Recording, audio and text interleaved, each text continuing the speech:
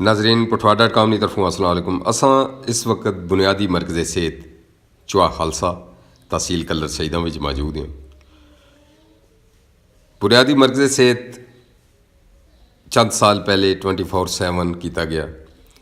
इसने विच सहूलियात मौजूद नहीं सी, लेकिन मुहैयर हज़रात अप्रीशिएट करने असां उन्होंने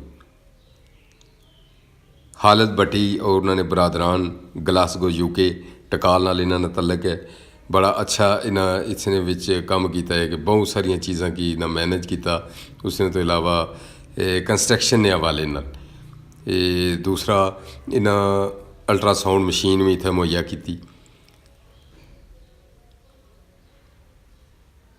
बहुत सारे दोस्त इसने विच इन्हें हिस्सा किंदा, जिसने विच सदर PWA मोहम्मद शबीर राजा यूके उन्हें अज ही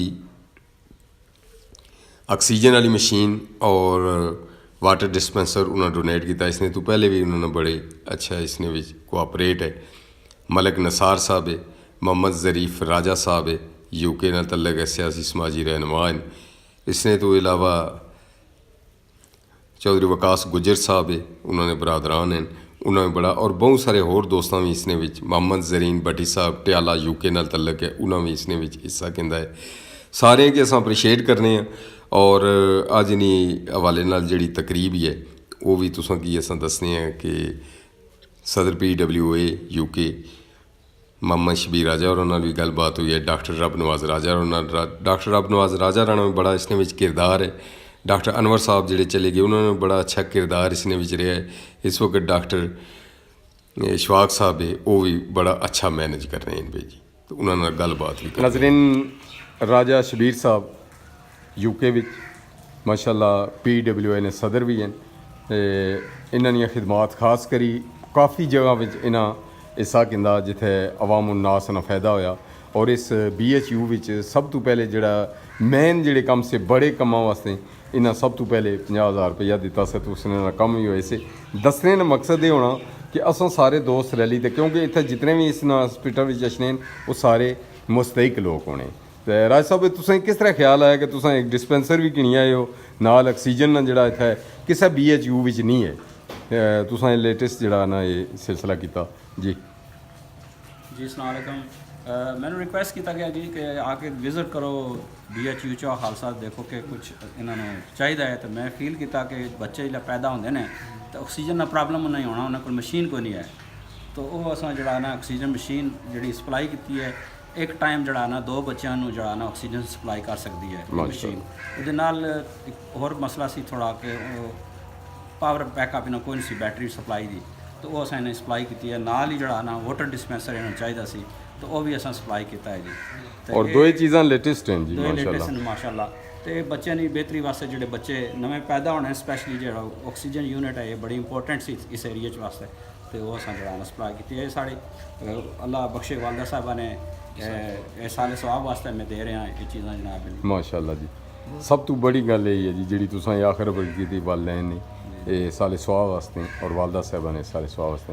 डॉक्टर साहब क्या आखो तुसें 2 चीज़ां तुसें की बल्कि 3 मिली गई जी तुसें। सर पहले तो शुक्रिया अदा करना चाहिए तुसां जदों भी साढ़े को आए हो पठवा.com ने बारे नाल जदों भी साढ़े को आए हो असां काफ़ी मसाइल आए, क्योंकि तुसां साढ़े मसाइल को प्रोजेक्ट करने हो तो उन्होंने तुसें पॉजिटिव इमेज जाना। और लोग संगी शबीर साहब बच्चे ये इन्हें की मतलब है कि साढ़े मसाइल का एहसास होना, इन्हें तक साड़ी इंफॉर्मेशन जानी भाई इतने केड़ी कमी है कि जरूरत है, तो उसको पूरा करना है।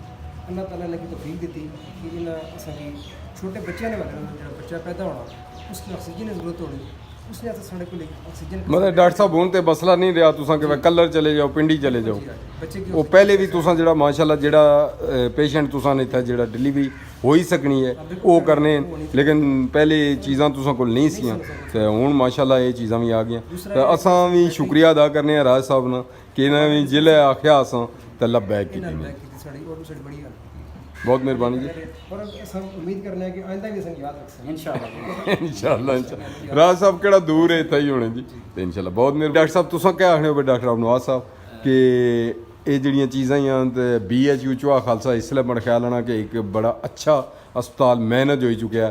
जिस तरह राजा शबीर साहब है, ਖਾਲਿਦ ਭੱਟੀ ਸਾਹਿਬ, ਆਪਣਾ ਜ਼ਰੀਫ ਰਾਜਾ ਸਾਹਿਬ, ਤੇ ਇਸ ਨੇ ਤੋਂ ਇਲਾਵਾ ਟਿਆਲੇ ਵਾਲੇ ਜ਼ੈਨ ਭੱਟੀ ਸਾਹਿਬ, ਤੇ ਮਲਕ ਨਸਾਰ ਸਾਹਿਬ ਮਲਕ ਨਸਾਰ ਸਾਹਿਬ, ਵਕਾਸ ਗੁਜਰ ਸਾਹਿਬ, ਤੇ ਬਣने वाले ने भी काफ़ी डोनेशन आई और दोस्त बात ਜ਼ੀਨਤ ਜਿਹੜਾ ਇਸਨੇ ਬੜਾ ਕੰਟਰੀਬਿਊਸ਼ਨ, ਉਸਨੇ ਬੜਾ ਕੰਮ ਕੀਤਾ ਉਸ ਬੱਚੀ ਨੇ। ਸਰ ਮਾਸ਼ਾਅੱਲਾ 24/7 ਚੋਆ ਖਾਸਾ ਵੀ ਜਿਹੜਾ ਇਹ ਪੀਡੀ ਡਿਵੀਜ਼ਨ ਕੈਮਰਾ ਨਾ ਪੰਜਾਬ ਲੈਵਲ ਪਰ ਇਹ ਬੜਾ ਐਕਟਿਵਲੀ ਆ ਤੁਸੀਂ ਕਿਸੇ ਵੀ ਵੇਲੇ ਉੱਥੇ ਸਟਾਫ ਮੌਜੂਦ ਮਿਲ ਸੀ ਔਰ ਬੜਾ ਐਕਟਿਵ ਸਟਾਫ ਮਿਲ ਸੀ। ਅੱਜ ਵੀ ਅਲਹਮਦੁਲਿਲਾ 104 OPD ਸੀ डॉक्टर साहब बैठे से मतलब 4 बजे तक इस वे तकरीबन 7 बजे टाइम है तो डॉक्टर साहब मगरब हो चुकी है बैठे हुए थे डिप्टी डिस्ट्रिक्ट हेल्थ ऑफिसर पीर सैयद आबद हुसैन शाह साहब, डॉक्टर इशफाक कुरैशी साहब और सबका भी जितना स्टाफ सा और मौजूदा भी जितना स्टाफ है वो बड़े कमिटमेंट नाल काम करना पाया और ताम और जितने भी लोग ਜਿਹੜੇ मतलब कि समाजी शख्सियात या वो इस अस्पताल अच्छी विजिट करनी पियाँ तो वो जो कोई चीज़ देने पे वो चीज़ इस्तेमाल होनी पी जो साहब एक नाम भूलिए सर डॉक्टर असद शाह साहब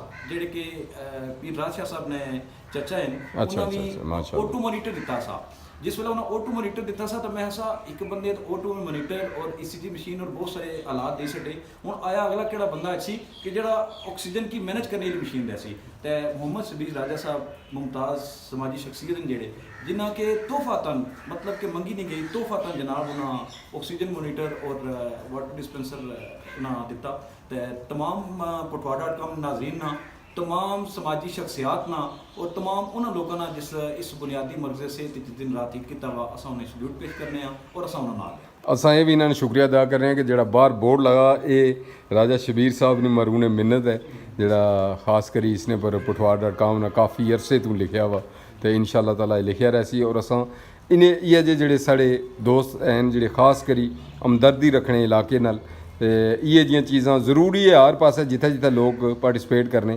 ਲੇਕਿਨ ਇਹ ਵੀ ਬਹੁਤ ਜ਼ਰੂਰੀ ਹੈ ਇੱਥੇ ਵੀ ਮੁਸਤਹਿਕ ਲੋਕ ਜ਼ਿਆਦਾ ਹੈ ਜੀ ਬਹੁਤ ਮਿਹਰਬਾਨੀ ਰਾਜ ਸਾਹਿਬ ਤੁਸਾਂ ਨੂੰ ਸ਼ੁਕਰੀਆ ਡਾਕਟਰ ਸਾਹਿਬ ਤੁਸਾਂ ਨੂੰ ਡਾਕਟਰ ਅਬਨਵਾਜ਼ ਸਾਹਿਬ ਤੁਸਾਂ ਨੂੰ ਵੀ ਸ਼ੁਕਰੀਆ ਜੀ ਬਹੁਤ ਮਿਹਰਬਾਨੀ ਜਨਾਬ